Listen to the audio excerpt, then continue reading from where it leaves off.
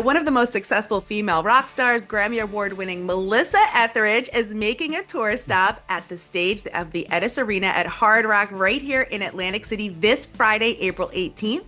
And you're going to be with Grammy Award winning soul singer Joss Stone. And this is your spring tour. So, what can fans expect when you're here in Atlantic City? Oh, well, you can expect to hear the hits. Definitely. I've never stopped doing those. It's my favorite thing is everyone with their fists in the air singing I'm the only one and Yes. come to my window and all those songs. Yeah. And then you can expect to hear a couple things from the I'm Not Broken documentary that came out last year. And then, there's enough room left for a few kind of deep tracks off of some of the albums that maybe weren't hits, but people love to hear. And just a set list tailor-made for the city, that's for sure. Okay, that's great. I know people are really excited about that. And you brought up the docu-series. If people haven't watched it yet, what can they expect from it? What's it about? Oh, you know what? It's when you hear prison documentary, it's like, oh, but it's not. It is very uplifting, is what it is. It's very hopeful. It gives us a little insight in how to treat people who have been just burdened with early childhood trauma for most of their life, and the choices they made that had them land there. But then what they're doing now to really understand that where they are does not dictate where they're going, and they've got a future and they've got a place to go, and that people just love music no matter what, and music heals, music lifts people up, and it's a great concert, and it like I said, it's very uplifting. So I would check it out. It's just a two-part, just 2 hour, little 2 hour thing, and it's just fun. Okay, and that's on Paramount Plus. Yes. And then, so your single is called A Burning Woman. Is that what you're going to be playing in the concert? Oh, yeah. What's it about? Well, it's a song that I actually wrote for the women in the penitentiary. Okay. I had been exchanging some letters with them. I went and met with them and saw them and really got the feeling of the place. And I wanted, again, to lift them up. I didn't want to feel sorry for them. I didn't want a song, a sad sort of song. I wanted something that was hopeful, edgy, rock and roll, edgy, something that it has a little call and response in it that they can, I'm not broken in it. And that's exactly what it is. I'm a burning woman. So do you think that's important to be a pen pal with someone? Do you think more people should write to people in prison, or maybe even in this correctional facility? If that's what calls to you, sure. More, I think it's just changing hearts and minds about punishment, about crime and punishment, and how we think between good and bad, and how that those things really sort of blend in together. That there's not a hard line there. I think more of just keeping our eyes and keeping our minds open to how we can better serve our communities and people, and especially women in it, because there's a lot of women that could be serving communities that are instead really waiting out this time. Yeah, no, that's definitely very inspirational. And I think a lot of people will like to hear that. And of course, hear you sing that live when you're here, especially in Atlantic City. How do you stay creative and inspired when you're writing new music? Well, that's about me personally being creative and inspired every day.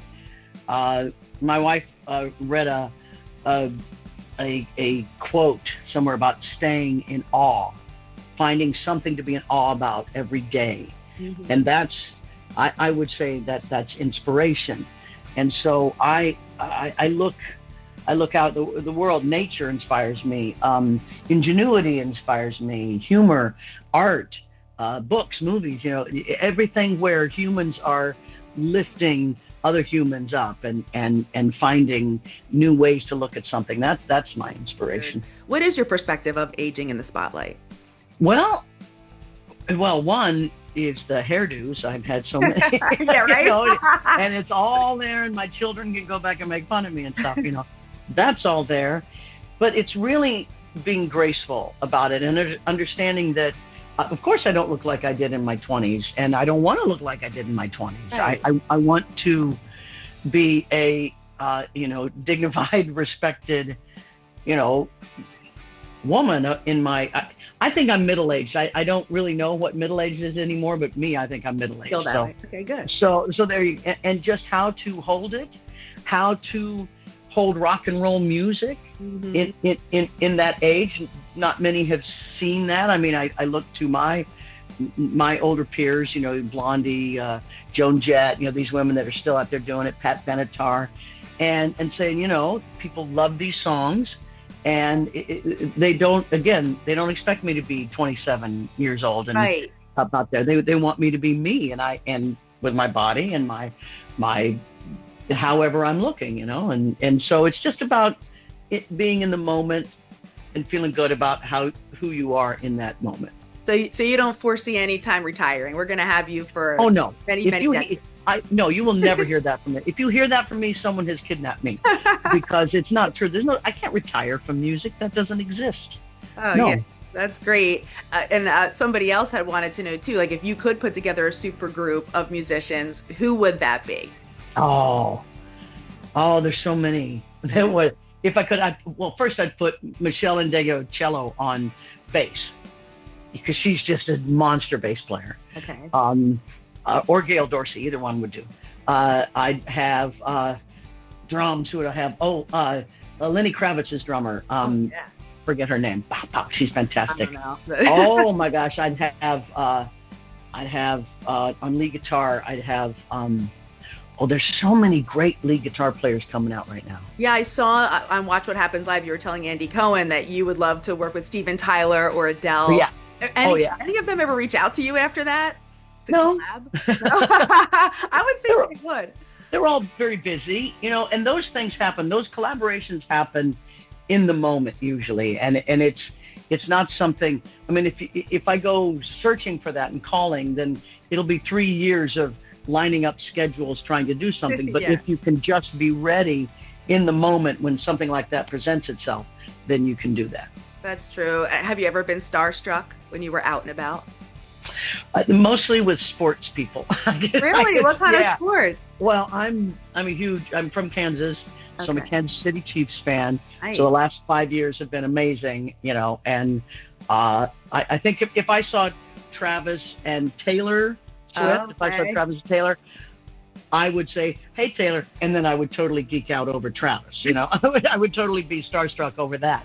That's So, but in the business, I realize what the business, in entertainment, that, and you, so it's not so much a starstruck, but a real, like, when I saw Barbara Streisand, there's just such a respect, And an Bruce Springsteen. Yeah. right. An appreciation. Yeah. And people know you, obviously you're super talented, as a musician and an artist. Do you have any hidden talents that we don't know about? Hidden talents. Oh, I can, no matter where I am and where I'm eating, I can get food on me anywhere. Yeah, right. And my wife says I'm very talented that way. But let me see. She's laughing in the other room. And let's see. Well, does it fall on your shirt or does it fall on your pants? Because for me, it goes right to the pants. So Yeah, it's both usually. Yeah. Kind of, just I can really get it in places you've never seen. But no, I don't think. I think I've got enough talent in the music writing, sort of thing. Okay. I haven't really tried to do anything else. Okay. Is there a song that holds a special place in your heart? Oh my gosh, there's so many songs. Now, are you talking about one of mine or just songs in Yeah, like general? what's one of yours, especially when you're performing live? Is there something that you always have to do in every tour? Wow, I have a song list of about 150 songs that I have to pick from. Oh, wow. In my touring, and there are some, like, I did a show last night in wherever I was. Okay. and I was Washington D.C. and it was the Late September Dogs from my very first album, and I hadn't done that in years, and it's nice to go back and touch a song that I haven't really performed in years, and really get inside it and go, oh, where I was then, where I am now. And yeah, I've got a lot of songs like that. And it brings back those memories. And of Yeah. course, you're with Joss Stone. I mean, is Mm. there any fun behind the scenes story? Anything funny happen while you're on tour or backstage? I haven't seen her yet, but she's pregnant, so that's going to be a lot of fun, and that's going to be a lot, really interesting, and Yeah. probably end up talking more about mom stuff than anything else. Yeah, that's true. What about a fan interaction? Is there someone that, really left a mark on you or some sort of fan that inspired you? I have had fans that I know better than some people in my, family that, Yeah. that I see more. I've got fans that have seen over 300 shows, in the last 30 years. And I know them, I know their families, I know their children, and it's a funny relationship that you have. It's kind of one way because I certainly don't, keep in touch with them, but they'll come and see me, and after 20 years, you know their names, and how you doing, how's that job, how's this, how's that. I've seen some of my favorite are the women that have come to me that had breast cancer, that felt like they were going to die, and sort of gave them a few hints and point them in a direction of no, you don't just survive this, you thrive, and how to get over stress and how to put yourself first, those sort of things. And then seeing them year after year, that's really rewarding to me, because they are thriving and living, and it's 10 years I'm cancer free, 20 years I'm 20 years, so 21 now this year. Oh my gosh, that is so great. You're so inspirational. And I know the fans, that's why they come back to see you. And it's really cool that you're making a stop in Atlantic City. Last question, if you're in Atlantic City, is there any place you love to go or anything you like to do while you're there? I'm old fashioned. I love going down to that crazy old boardwalk and just walking around. It's just, it's fun. It's old fashioned. I dig it. Well, Melissa, thank you so much. We are so excited to have you here at Hard Rock in Atlantic City on Friday, April 18th. It's going to be an amazing concert with Joss Stone.